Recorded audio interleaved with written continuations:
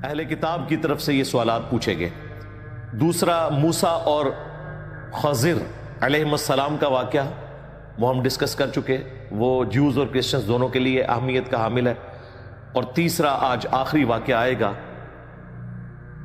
ذوالقرنین بادشاہ سے متعلق، جو اسپیسیفکلی یہودیوں کے لیے بہت رسپیکٹیبل پرسنالٹی تھے. ذوالقرنین کون تھے؟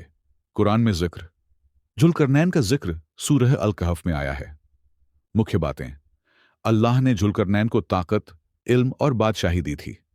وہ ایک نیک اور انصاف پسند حاکم تھے جنہوں نے پورب، پشچم اور اتر کی سفر کی. وہ ایک قوم تک پہنچے جو یاجوج ماجوج کے حملوں سے پریشان تھی.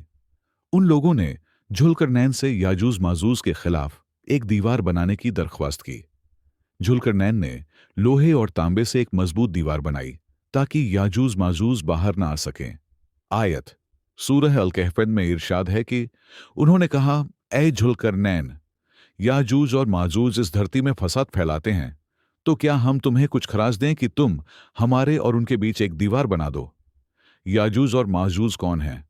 قرآن میں ذکر سورہ الکہف اور سورہ الانبیاء میں آیا ہے. سورہ الانبیاء میں ارشاد ہے کہ جب یاجوج اور ماجوج کھول دیے جائیں گے اور ہر اونچی جگہ سے دوڑتے آئیں گے. حدیثوں میں ذکر صحیح مسلم حدیث نمبر 2937. رسول اللہ صلی اللہ علیہ وسلم نے فرمایا، ہر دن یاجوج اور ماجوج اس دیوار کو کھودتے ہیں. جب اللہ کا حکم آئے گا تو وہ باہر نکل آئیں گے. صحیح بخاری حدیث نمبر 348. قیامت کے قریب یاجوج اور ماجوج کی دیوار ٹوٹ جائے گی اور وہ ہر دشا سے باہر نکلیں گے، فساد کریں گے. یاجوج ماجوج کی پہچان: وہ انسانوں کی ہی نسل ہیں، لیکن بہت ہی زیادہ طاقتور اور تعداد میں بہت ادھک ہوں گے. وہ فساد پھیلائیں گے، زمین کو تباہ کریں گے، پانی پئیں گے، لوگوں کو ماریں گے. عیسیٰ علیہ السلام کے زمانے میں جب وہ دوبارہ آئیں گے، اس سمے یاجوج ماجوج نکلیں گے. حدیث صحیح مسلم. عیسیٰ علیہ السلام دعا کریں گے اور اللہ یاجوج ماجوج کو ایک خاص کیڑے کے ذریعے ہلاک کر دے گا. کیا دیوار آج بھی ہے؟ قرآن کہتا ہے کہ وہ دیوار آج بھی موجود ہے اور یاجوج ماجوج ابھی تک پوری طرح باہر نہیں آئے ہیں. اس کی لوکیشن کو لے کر کئی قیاس ہیں، جیسے کاکیشس کی پہاڑیاں، روس اور چین کی سیمائیں، لیکن پکی طور پر کچھ نہیں کہا جا سکتا. ذوالقرنین کی دیوار کی بناوٹ: دیوار لوہے کی سلی اور تانبے کو پگھلا کر بنائی گئی تھی. یہ انجینئرنگ کا بہت بڑا کمال تھا. قرآن بتاتا ہے کہ ذوالقرنین نے کہا، یہ دیوار میرے رب کی رحمت ہے، جب میرے رب کا وعدہ آئے گا تو وہ اسے گرا دے گا. سورہ الکہف. یاجوج ماجوج کی تعداد: حدیثوں کے انوسار ان کی تعداد اتنی زیادہ ہوگی کہ ہر 999 یاجوج ماجوج میں سے ایک انسانی جنت میں جائے گا. صحیح مسلم. ان کا حملہ اتنا خطرناک ہوگا کہ رسول اللہ نے فرمایا، جب یاجوج ماجوج نکلیں گے تو اتنی تباہی مچائیں گے کہ انسان پہاڑوں پر چھپنے لگیں گے. مسند احمد. سبق سیکھ: ذوالقرنین کی کہانی سے ہدایت ملتی ہے کہ طاقت اور حکومت کا صحیح استعمال انصاف اور بھلائی کے لیے ہونا چاہیے. یاجوج ماجوج کا ذکر ہمیں یاد دلاتا ہے کہ قیامت قریب ہے اور اللہ کی طے شدہ باتیں ضرور پوری ہوں گی. ہمارے جو پرانے مفسرین ہیں انہیں اس بادشاہ سے متعلق صحیح علم نہیں تھا. یعنی آج سے 150 سال پہلے تک، جب تک کہ ذوالقرنین بادشاہ کا مجسمہ دریافت نہیں ہوا تھا ایران سے، اس وقت تک کسی کو نہیں پتا تھا کہ یہ ذوالقرنین بادشاہ کون ہے. بعض پرانے لوگوں نے سکندر اعظم کو ذوالقرنین ڈکلیئر کر دیا کیونکہ وہ بھی قبل از مسیح تھا، لیکن اس کا تو کوئی کردار موحدانہ ہے ہی نہیں تھا، وہ تو مشرک تھا. اس کے علاوہ بھی چند مختلف بادشاہوں کے حوالے سے لوگوں نے لکھا، لیکن کسی کو ڈیفینیٹلی نہیں پتا تھا. یہ جس ایرا میں ہم بیٹھے ہیں، ہماری خوش نصیبی ہے کہ ہمیں ذوالقرنین بادشاہ سے متعلق وہ انفارمیشن حاصل ہے جو پچھلے آلموسٹ 1250 سال تک کسی کو نہیں پتا تھی، جب تک کہ کھنڈرات نہیں ملے تھے ایران کے اندر اور ان میں سے مجسمہ ذوالقرنین کا نہیں نکلا تھا. وہ جب نکلا تو پھر پوری ہسٹری سامنے آ گئی اور سب سے پہلے اس ماڈرن ایرا میں مولانا ابوالکلام آزاد رحمہ اللہ تعالی نے اس ٹروتھ کو ریویل کیا، اور ان کی ایفرٹ پوری دنیا میں مانی جاتی ہے۔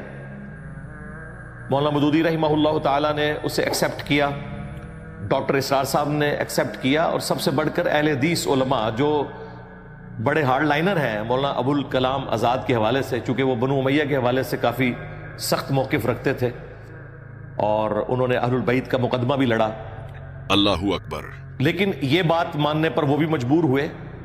آج بھی سعودی عرب سے جو قرآن کی تفسیر تقسیم کی جاتی ہے احسن البیان، وہ ایک پاکستانی اہل حدیث عالم صلاح الدین یوسف صاحب کی لکھی ہوئی ہے۔ انہوں نے بھی اس کی تفسیر میں لکھا کہ یہ کریڈٹ ابوالکلام آزاد کو جاتا ہے کہ انہوں نے وہ بندہ ڈھونڈ لیا ذوالقرنین اصل میں کون تھا، کیونکہ قرآن میں تو اس کا کریکٹر آیا ہے موحدانہ، اسکندر اعظم تو وہ ہو نہیں سکتا۔ بے شک جب وہ مجسمہ نکلا تو اس مجسمے میں ایک ٹوپی تھی جس کے اوپر 2 بڑے سینگ بنے ہوئے تھے، تو پھر ان کو پتا چلا کہ یہ پرشین امپائر کا جو بانی ہے سائرس، کنگ سائرس، کیخورس عربی زبان میں، اور ذوالقرنین جو قرآن میں ذکر ہوا، یہ وہ بادشاہ ہے جس نے پرشین امپائر کی بنیاد رکھی نبی صلی اللہ علیہ وآلہ وسلم کی دنیا میں تشریف آوری سے 1000 سال پہلے آلموسٹ۔ یہ الگ بات ہے کہ پھر اس کے بعد وہاں پر قبضہ ہو گیا، یعنی اسی لیگیسی کو آگے لے کے چلے آتش پرست لوگ، اس لیے جب نبی علیہ السلام دنیا میں آئے تو اس وقت حکومت تھی آتش پرستوں کی، 2 ہی سپر پاورز تھیں، رومن امپائر تھی جس پہ حکومت تھی کرسچنز کی، اور وہ بھی نبی علیہ السلام کی پیدائش سے آلموسٹ سمجھ لیں 150 سال پہلے حکومت ہوئی تھی، ورنہ وہ بھی بدھ پرست تھے۔ 337 عیسوی میں کانسٹنٹائن بادشاہ تھا جس نے مرنے سے پہلے کرسچینٹی قبول کر لی، اور اس کے بیٹے کانسٹنٹائن 2 نے پھر قسطنطنیہ شہر بھی بنایا اور کرسچینٹی کو پوری رومن امپائر میں نافذ کر دیا، کیونکہ اس زمانے میں بادشاہ کا دین جو ہے وہ رعایا کا دین ہوتا تھا۔ اور پھر یہ ایک ٹسل شروع ہوگی، ایک طرف خدا کے ماننے والے تھے یعنی رومن امپائر، اور دوسری طرف آگ کی پوجا کرنے والے پرشین امپائر۔ لیکن پرشین امپائر کا سٹارٹ جو ہے وہ ایک مسلم بادشاہ کے ذریعے ہوا تھا جس نے اپنے جوانی کے عرصے میں کسی وقت کے پیغمبر کی صحبت کی ہوئی تھی، اور پھر اللہ تعالیٰ نے اسے فتوحات دی۔ اس کی سلطنت مشرق سے لے کر مغرب تک پھیلی ہوئی تھی، اسی وجہ سے وہ اپنے سر پر ایسی ٹوپی پہنتے تھے جس پہ 2 سینگ مینڈے کے لگے ہوئے تھے، جو 2 امپائرز کا سمبل تھے کہ مشرق سے لے کر مغرب تک۔ مشرق میں بلوچستان تک ان کی حکومت تھی، اور مغرب میں میڈیٹرینین سی جسے آپ بحر روم کہتے ہیں وہاں تک ان کی حکومت تھی، اور شمال میں ان کی حکومت کوکاف تک تھی۔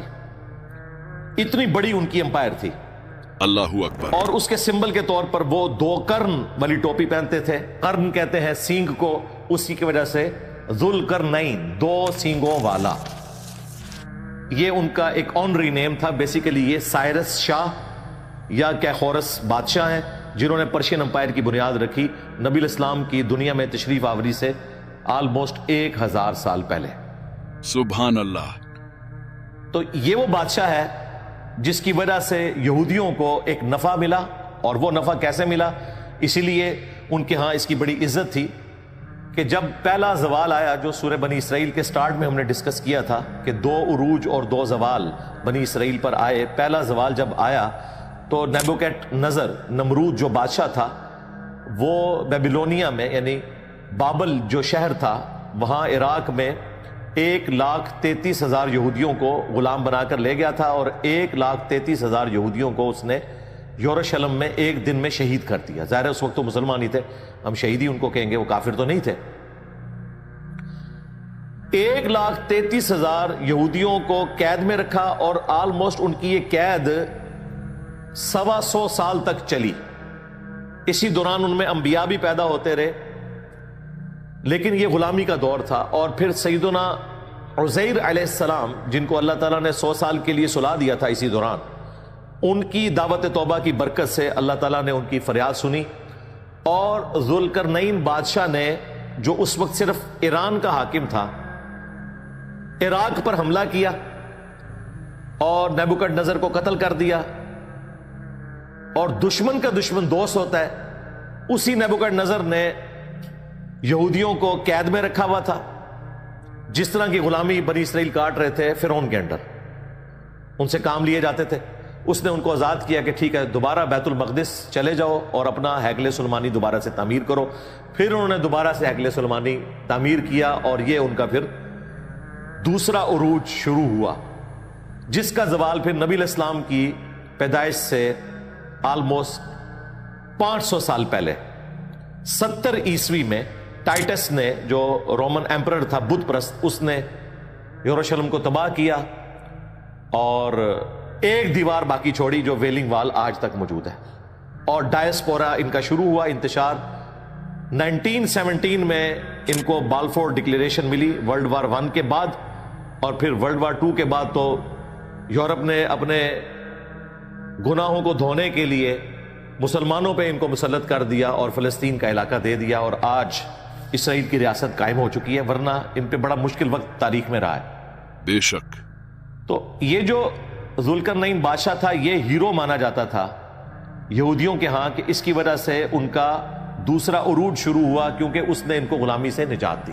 اسی لیے وہ نبی علیہ السلام سے سوال پوچھ رہے تھے کہ ذوالقرنین بادشاہ کے بارے میں آپ ہمیں بتائیں. یہ تو وہ پہلو تھا جو یہودیوں کے لیے امپورٹنٹ تھا. مسلمانوں کے اعتبار سے چونکہ اکثر آپ کو پتا ہے جدید جو محققین ہیں وہ تب آزمائی کرتے رہتے ہیں یاجوج اور ماجوج کے حوالے سے, تو ان کا ذکر بھی یہاں پر آئے گا. یہ 2 قومیں تھیں. حضرت نوح علیہ السلام کے 3 بیٹے تھے, چوتھا تو کافر تھا, وہ تو مارا گیا. 3 جو مسلمان تھے, حام, سام اور یافث. بے شک. حام کی اولاد جو ہے وہ یہ آپ کو افریقن جو نظر آتے ہیں. سام کی اولاد یہ جو وسط ایشیا کے لوگ ہیں, عرب کے لوگ ہیں, ہم بھی اس میں شامل ہیں, یعنی جو ابراہیمی ہیں. حضرت ابراہیم علیہ السلام بھی سام کی اولاد سے تھے, نبی علیہ السلام بھی اور یہودی بھی. اسی لیے سیمیٹک کہا جاتا ہے. یہودیوں کے خلاف کوئی بھی مہم چلے کہتے ہیں جی اینٹی سیمیٹک ہے, حالانکہ سیمیٹک ہم بھی ہیں, ہم بھی اولاد ہیں ماننے کے اعتبار سے بھی اور ویسے بھی. اور یافث جو ہے ان کی اولاد ہیں یہ چائنیز اور پلس گورے لوگ اور رشینز. یہ 3 بیٹوں سے آگے نسل چلی. یافث جو ہے اس کی اولاد میں 2 قبائل ہیں, یاجوج اور ماجوج, گوگ مگوگس ان کو انگلش میں کہا جاتا ہے. اور ان کے حوالے سے مختلف جو آج کل کے جدید مفکرین ہیں انہوں نے کہا کہ یہ جو چائنیز ہیں یہ وہ قومیں ہیں, کیونکہ یہ بھی اسی یافث کی اولاد میں سے ہیں, اور دوسرے یہ گورے بھی. تو دیکھیں یاجوج ماجوج کھل چکے ہیں. پہلے برٹش امپائر نے دنیا پہ حکومت کی, اب چائنا جو ہے وہ لیڈنگ اکانومی بننے جا رہا ہے. اس قسم کی تعویلات کرتے ہیں. ظاہر ہے یہ ان کی اپنی ایک سوچ ہے, میں بھی اس طریقے سے ہو, لیکن قرآن و سنت میں جو ہمیں بتایا گیا اس میں یہ فٹ ان بیٹھتا نہیں ہے. کیونکہ صحیح مسلم کے اندر جو تفصیلاً حدیث موجود ہے یاجوج ماجوج کے حوالے سے, ایک تو وہ حدیث ہے مشہور صحیح مسلم کی کہ قیامت کی 10 نشانیاں ہیں, ان میں سے ایک عیسیٰ ابن مریم کا دنیا میں آنا ہے, اور اس کے بعد یاجوج اور ماجوج 2 قوموں کا کھلنا ہے. اور دوسری جو مسلم شریف کی تفصیلاً حدیث ہے جس میں عیسیٰ ابن مریم دجال کا قتل کریں گے, اس کے بعد یاجوج اور ماجوج کھول دیے جائیں گے اور وہ پوری زمین پر پھیل جائیں گے, اور کوئی جگہ نہیں چھوڑیں گے, جہاں سے گزریں گے پانی پی جائیں گے, کھیتیاں برباد کر دیں گے, حتیٰ کہ مسلمانوں کو ان کے فتنے سے بچانا مشکل ہوگا. عیسیٰ ابن مریم کو اللہ تعالیٰ وحی کے ذریعے بتائیں گے کہ آپ مسلمانوں کو لے کر کوہ طور پر چلے جائیں, وہ وہاں پر لے کے چلے جائیں گے, یہ باقی دنیا میں تباہی مچائیں گے. اور پھر عیسیٰ ابن مریم دعا کریں گے, اس دعا کی برکت سے اللہ تعالیٰ ان کی گردنوں میں کوئی کیڑے پیدا فرمائے گا, کوئی وائرس ہوگا, وہ مارے جائیں گے. بے شک. اللہ اکبر.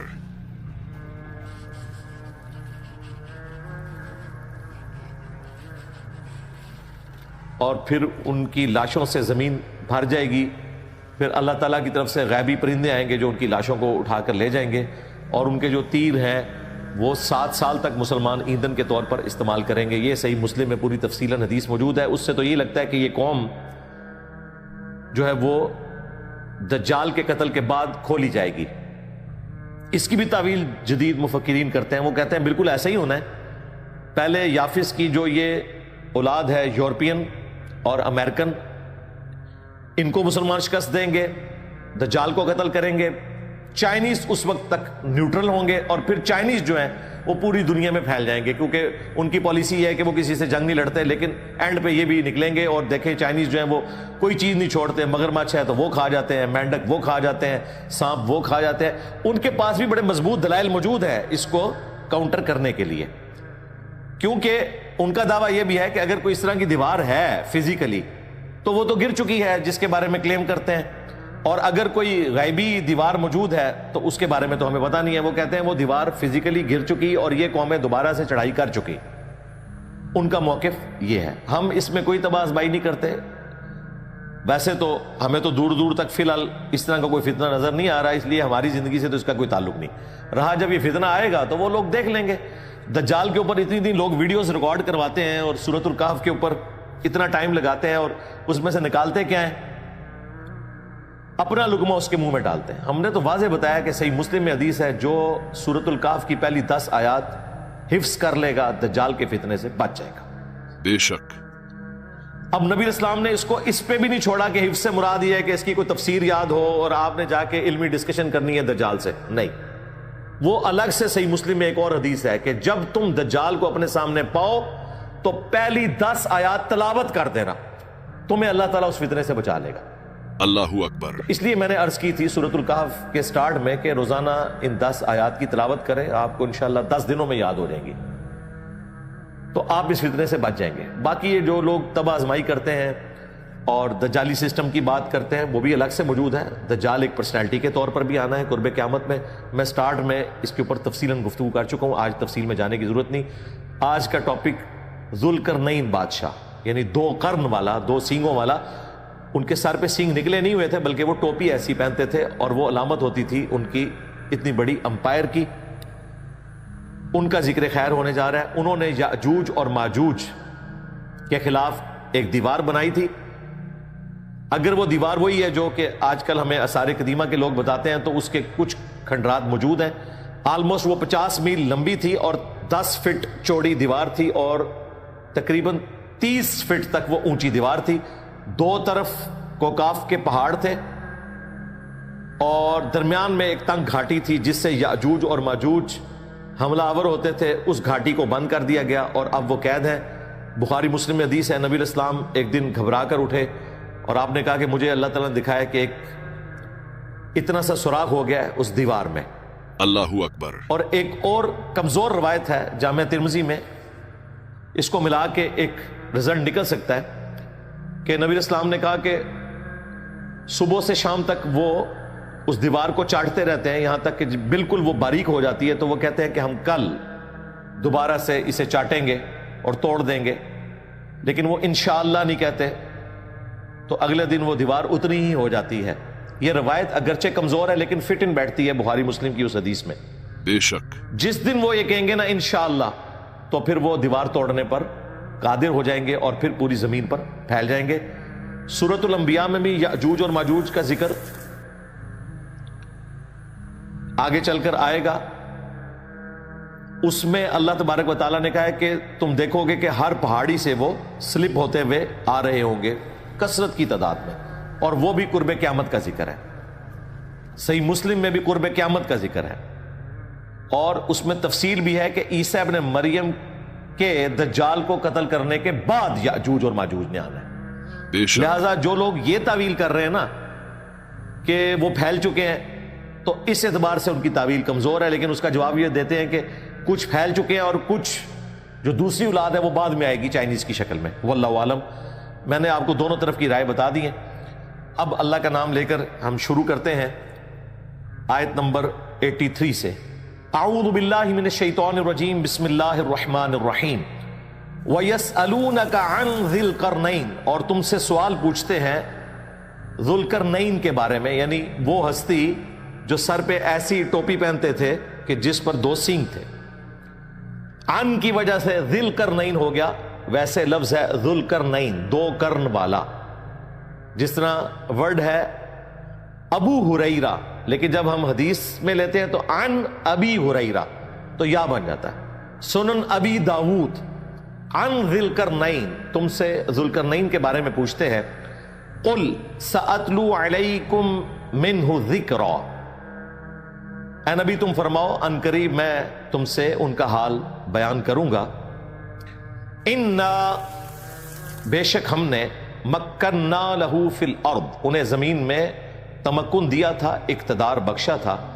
وآتیناہ من کل شیء سببا، اور ان کو ہم نے تمام ساز و سامان دیے تھے. یعنی اس وقت جتنے بھی ریسورسز اویلیبل تھے ایک بادشاہ کے پاس ہونے چاہیے جو، وہ ان کو ہم نے دیے تھے. اللہ اکبر.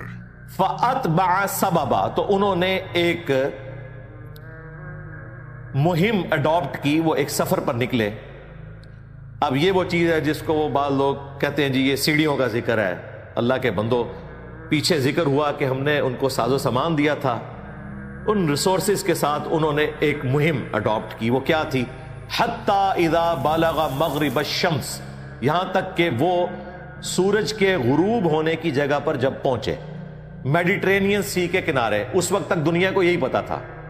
یہ تو آج سے تقریباً 400 سال پہلے کولمبس نے دریافت کیا نا امریکہ، ورنہ تو پہلے دنیا اتنی تھی لوگوں کے علم میں.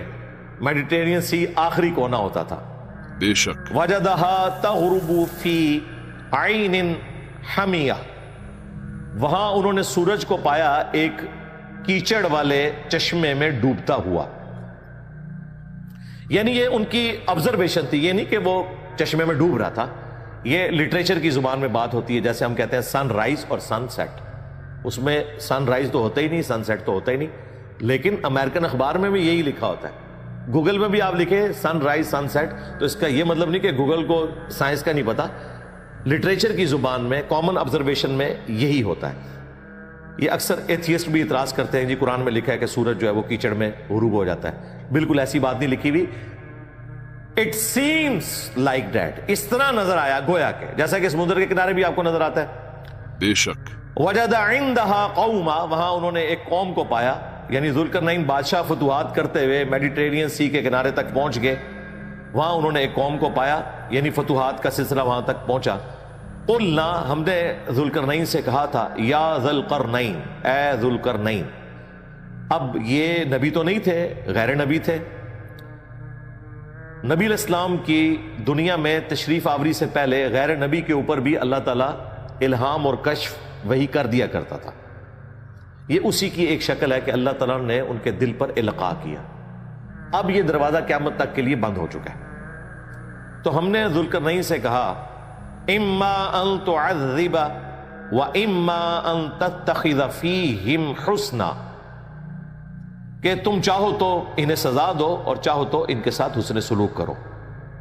یہ ہم نے اختیار دے دیا کہ یہ تمہاری رعایا ہے.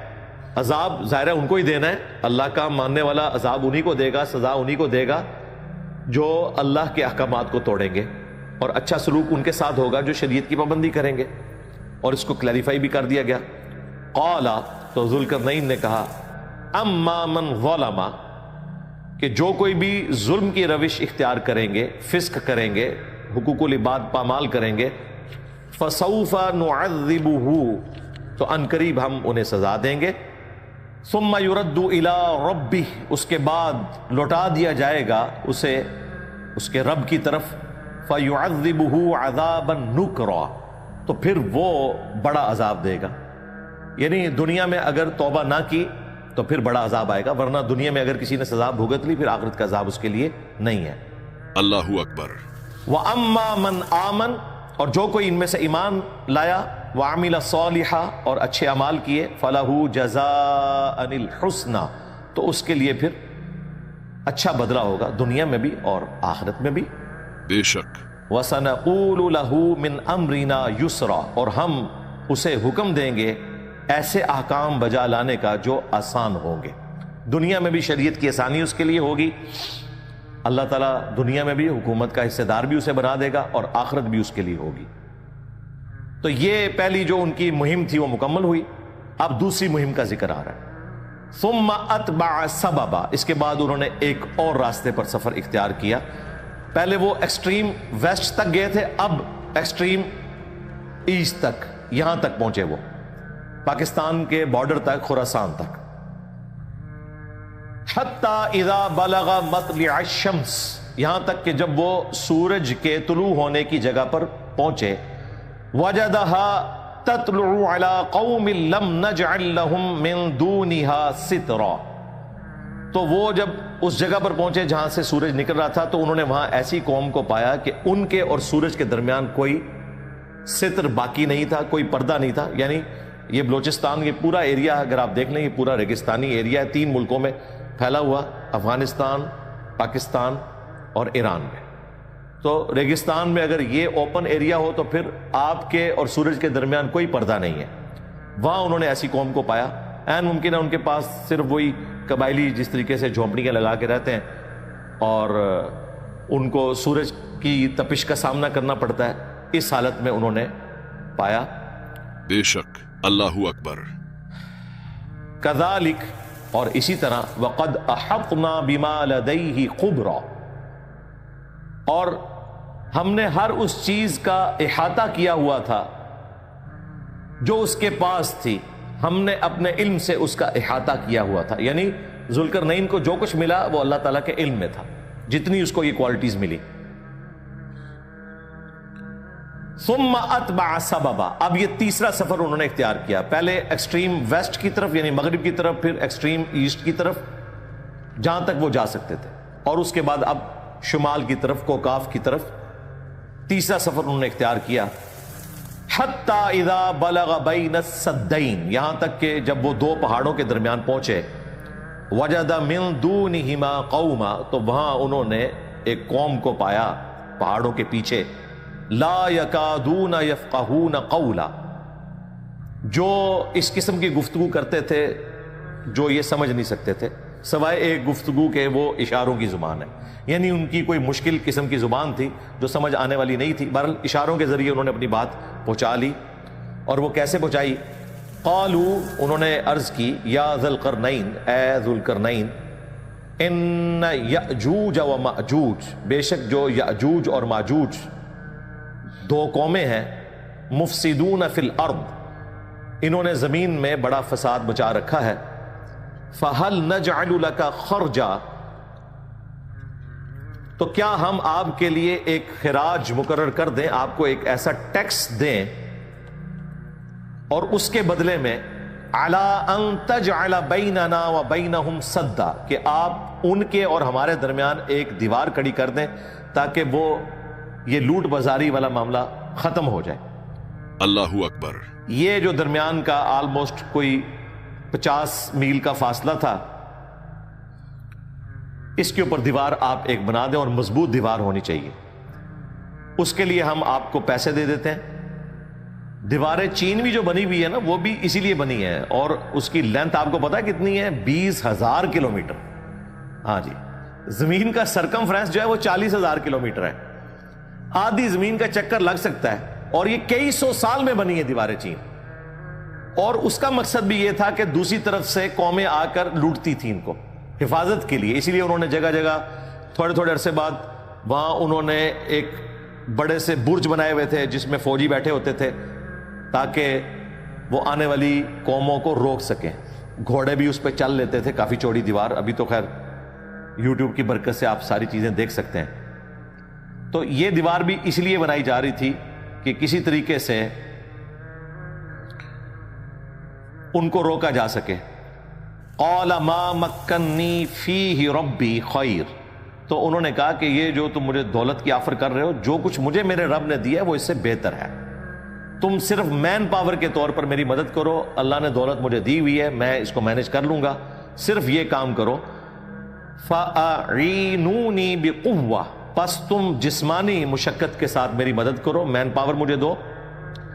اجعل بینکم و بینہم ردما، تاکہ میں تمہارے ان کے درمیان ایک آڑ قائم کر دوں. اب حیران کن بات ہے کہ یہ جو آیت ہے نا، اس کا یہ ٹکڑا فَأَعِینُونِي بِقُوَّةٍ، اس سے ہمارے دین تصوف کے ماننے والے لوگوں نے غیر اللہ کی مدد ثابت کی ہوئی ہے. آپ تفسیر دیکھیں، اس میں لکھا ہوگا اس سے ثابت ہوا کہ آپ غیر اللہ سے مدد مانگ سکتے ہیں. یعنی ظاہری اسباب کو انہوں نے مرے ہوئے جو لوگ ہیں ان سے مدد مانگنے کے اعتبار سے قیاس کر کے عقیدہ گھڑا ہوا. کہتے ہیں یہ تو اللہ کے نیک بندوں کی سنت ہے کہ وہ مدد مانگتے ہیں. اللہ اکبر. اس سے تو نیک بندے نیچے والے لوگوں سے مدد مانگ رہے ہیں، تو اصولاً یہ چاہیے کہ تمہارے بابوں کو ہم سے مدد مانگنی چاہیے، ہم ان کے مشکل کشا ہیں. لوزامو، کیونکہ ذوالقرنین نے مدد مانگی ہے عوام الناس سے، تو پھر آپ نے صحیح طریقے سے رزلٹ نکالنا ہے. یعنی کہ ہم مشکل کشا ہیں علی اجویری صاحب کے بھی، غوث پاک کے بھی، فرید الدین گنج شکر کے بھی، کیونکہ وہ ہم سے مدد مانگیں گے.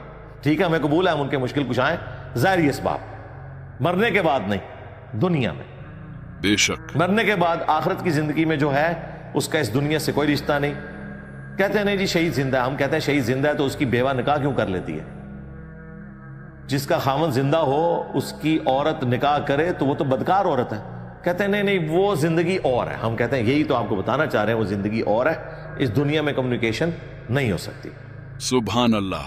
تو آپ مدد کریں مین پاور کے ذریعے. میں آپ کے اور ان کے درمیان ایک آڑ قائم کر دوں گا، اور وہ آڑ کیسی ہوگی؟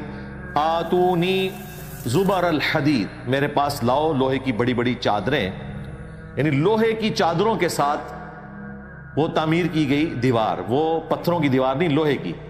حتی اذا ساوا، یہاں تک کہ جب انہوں نے وہ سارے کا سارا فاصلہ ہموار کر لیا، یعنی دو سمجھ لیں انہوں نے دیواریں کھڑی کی لوہے کی، جن کے درمیان تھوڑا سا فاصلہ رکھا تاکہ اس میں بعد میں تانبا پگھلا کر ڈالا جائے اور اس کا ایک بانڈ بن جائے. وہ جتنے جوائنٹس ہیں، جس طرح سیمنٹ کے ذریعے آپ اینٹوں کو جوڑتے ہیں تو لوہے کو جوڑنے کے لیے ظاہر سیمنٹ تو استعمال نہیں ہوگا، پگھلا ہوا تانبا استعمال ہوگا.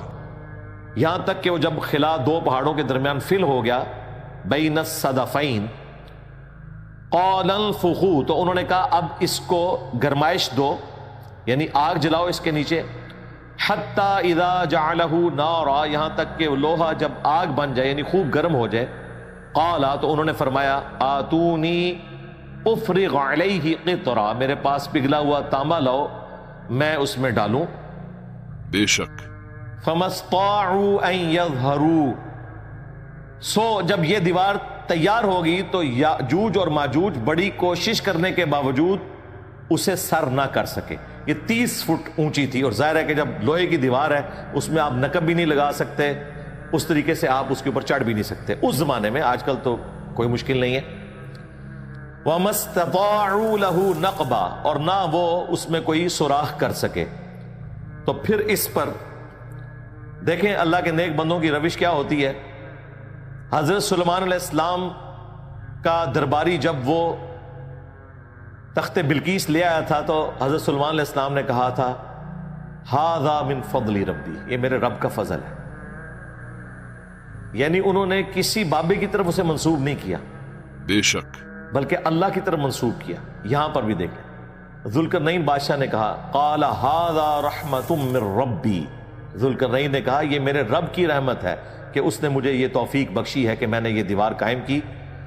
فَإِذَا جَاءَ وَعْدُ رَبِّي جَعَلَهُ دَكَّا، اور جب پھر وعدہ آئے گا میرے رب کا تو وہ اس دیوار کو خود ہی ٹکڑے ٹکڑے کر دے گا، ریزہ ریزہ کر دے گا.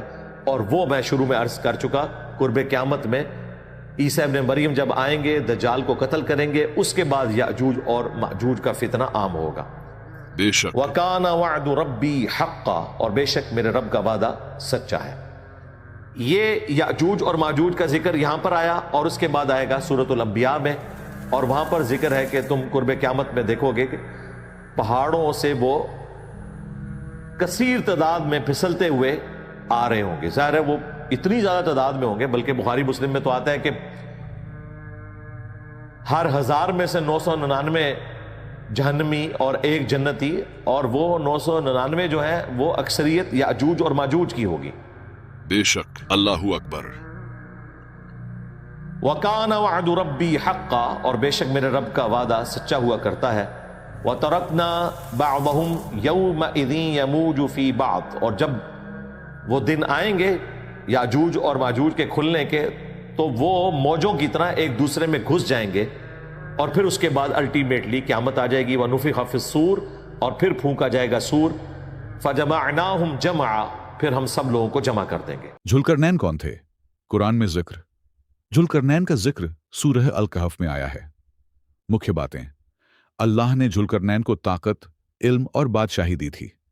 وہ ایک نیک اور انصاف پسند حاکم تھے جنہوں نے پورب، پشچم اور اتر کی سفر کی۔ وہ ایک قوم تک پہنچے جو یاجوج ماجوج کے حملوں سے پریشان تھی۔ ان لوگوں نے ذوالقرنین سے یاجوج ماجوج کے خلاف ایک دیوار بنانے کی درخواست کی۔ ذوالقرنین نے لوہے اور تانبے سے ایک مضبوط دیوار بنائی تاکہ یاجوج ماجوج باہر نہ آ سکیں۔ آیت سورہ الکہف میں ارشاد ہے کہ انہوں نے کہا، اے ذوالقرنین، یاجوج اور ماجوج اس دھرتی میں فساد پھیلاتے ہیں، تو کیا ہم تمہیں کچھ خراج دیں کہ تم ہمارے اور ان کے بیچ ایک دیوار بنا دو؟ یاجوج اور ماجوج کون ہیں؟ قرآن میں ذکر سورہ الکہف اور سورہ الانبیاء میں آیا ہے۔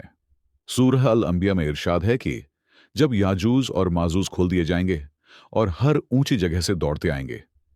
حدیثوں میں ذکر صحیح مسلم حدیث نمبر 2937، رسول اللہ صلی اللہ علیہ وسلم نے فرمایا، ہر دن یاجوج اور ماجوج اس دیوار کو کھودتے ہیں، جب اللہ کا حکم آئے گا تو وہ باہر نکل آئیں گے۔ صحیح بخاری حدیث نمبر 348۔ قیامت کے قریب یاجوج اور ماجوج کی دیوار ٹوٹ جائے گی اور وہ ہر دشا سے باہر نکلیں گے، فساد کریں گے۔ یاجوج ماجوج کی پہچان: وہ انسانوں کی ہی نسل ہیں، لیکن بہت ہی زیادہ طاقتور اور تعداد میں بہت ادھک ہوں گے۔ وہ فساد پھیلائیں گے، زمین کو تباہ کریں گے، پانی پئیں گے، لوگوں کو ماریں گے۔ عیسیٰ علیہ السلام کے زمانے میں جب وہ دوبارہ آئیں گے، اس سمے یاجوج ماجوج نکلیں گے۔ حدیث صحیح مسلم۔ عیسیٰ علیہ السلام دعا کریں گے اور اللہ یاجوج ماجوج کو ایک خاص کیڑے کے ذریعے ہلاک کر دے گا۔ کیا دیوار آج بھی ہے؟ قرآن کہتا ہے کہ وہ دیوار آج بھی موجود ہے اور یاجوج ماجوج ابھی تک پوری طرح باہر نہیں آئے ہیں۔